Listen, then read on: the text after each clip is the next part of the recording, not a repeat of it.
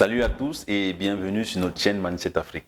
Vous avez été nombreux à nous envoyer votre question à propos de la finançabilité des études en Belgique. Aujourd'hui, nous allons aborder ce thème avec notre invité Gabin Ouattio qui va nous faire part de son expérience et de son vécu concernant cette problématique. Bonjour Gabin.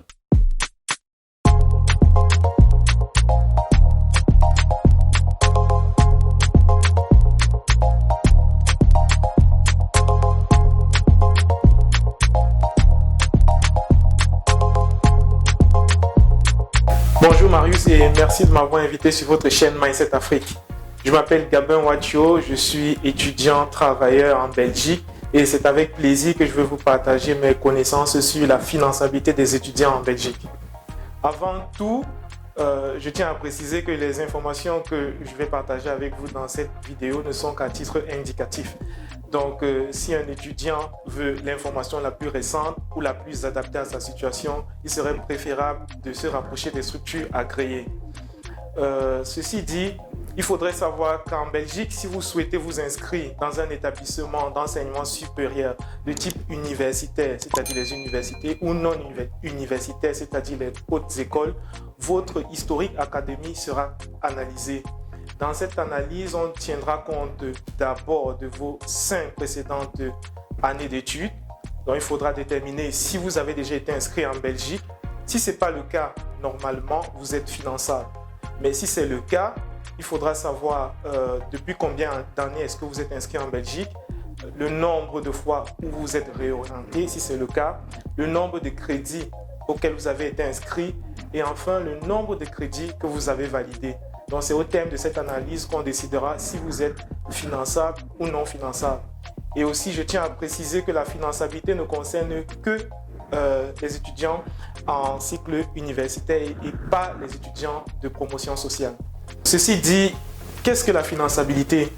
La finançabilité, c'est tout simplement l'ensemble des règles qui vous permettent de savoir si vous avez le droit de vous inscrire ou non dans un établissement d'enseignement supérieur de type universitaire ou non universitaire. Concrètement, pour comprendre l'enjeu lié à la finançabilité, vous devez savoir que chaque année, le gouvernement, à travers la communauté française, subventionne les études de chaque étudiant, qu'il soit belge ou de nationalité étrangère en Belgique.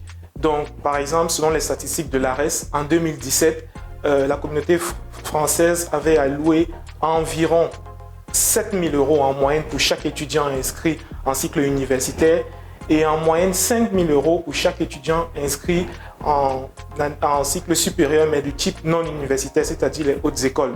Si vous êtes déclaré finançable, l'établissement accepte votre inscription et si vous êtes déclaré non finançable, l'établissement peut accepter votre inscription, votre demande d'inscription, mais la procédure va prendre du temps parce qu'il faudra prouver à l'administration les circonstances exceptionnelles qui ont fait en sorte que vous ne puissiez pas valider les crédits requis. Il faut savoir que l'étudiant lui-même ne peut pas décider de payer son allocation ou sa subvention. Donc, si vous êtes non finançable, vous êtes non finançable. C'est la communauté française qui s'occupe de verser ces allocations-là aux différentes universités. Et à la question de savoir aussi qui se charge de calculer la finançabilité des étudiants, normalement, c'est l'établissement auquel vous déposez votre demande d'inscription qui se charge de le faire. Pourquoi? Parce que lorsque vous faites votre inscription, vous faites la demande en ligne et si vous êtes non finançable, vous recevrez un message qui vous indiquera que vous êtes non finançable. Mais il peut arriver des cas de figure où il y a une erreur parce que tout système, il n'y a pas de système qui soit infaillible. Donc, il peut arriver des cas de figure où vous êtes déclaré non finançable alors que vous êtes finançable et inversement, vous pouvez être déclaré finançable alors que vous êtes non finançable. Si par exemple, vous avez été déclaré non finançable alors que vous êtes finançable, dans ce cas, il faut se rapprocher des structures agréées comme par exemple Infor Jeune pour essayer de rentrer dans vos droits.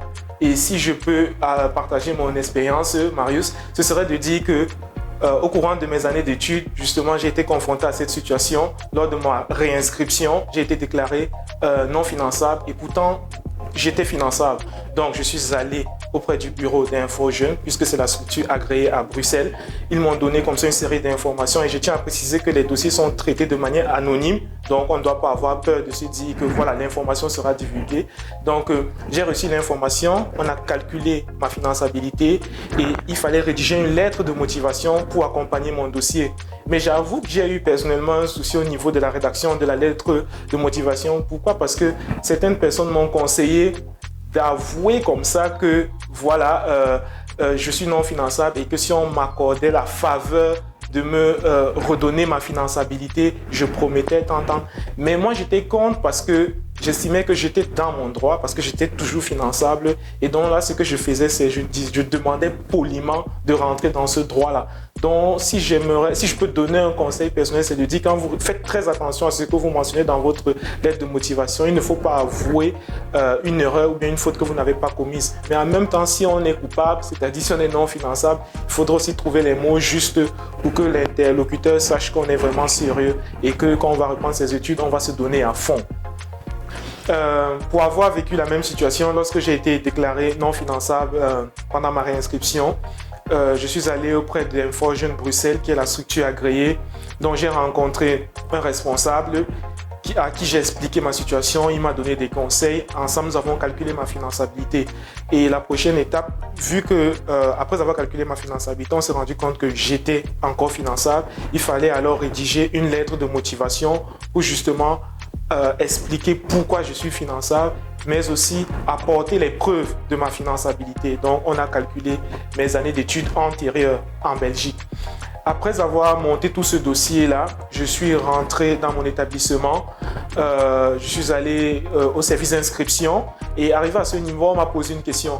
C'était celle de savoir, est-ce que vous acceptez la décision du gouvernement, c'est-à-dire non finançable, ou vous la rejetez?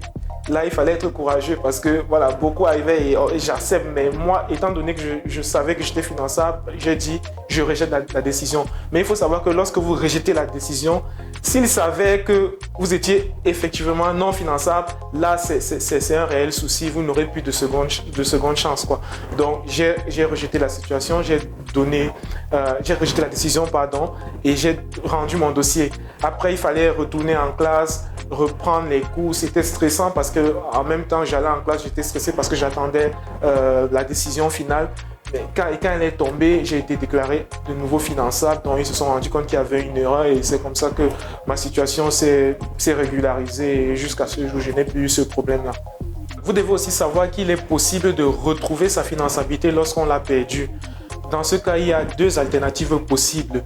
La plus courte et la plus facile, c'est de se réinscrire dans un établissement de promotion sociale pour 1 an. Mais il faudrait suivre des cours de cycle bachelier ou master, être inscrit pour un minimum de 30 crédits et en fin d'année avoir validé au moins 75% de ces 30 crédits-là. Donc si vous réussissez, l'année d'après, vous serez de nouveau finançable et vous pouvez vous réinscrire dans les études que vous avez dû abandonner l'année précédente. La deuxième solution, la plus longue et la plus difficile, à mon avis, c'est de patienter 4 ans ou peut-être moins dans certains cas, parce que c'est aussi au cas par cas, 4 années après lesquelles vous serez de nouveau finançable. Et vous êtes d'accord avec moi qu'en tant qu'étudiant hors Union européenne, nos titres de séjour sont liés à la présentation d'une inscription. Donc, il n'est pas possible pour un étudiant étranger d'attendre 4 années et d'arriver à la 4e année en disant je suis de nouveau finançable et j'aimerais renouveler mon séjour. Non, vous allez tout simplement recevoir un ordre de quitter le territoire étant donné que voilà, vous avez fait 4 années sans renouveler votre séjour. Merci Gabin d'avoir partagé avec nous ces informations.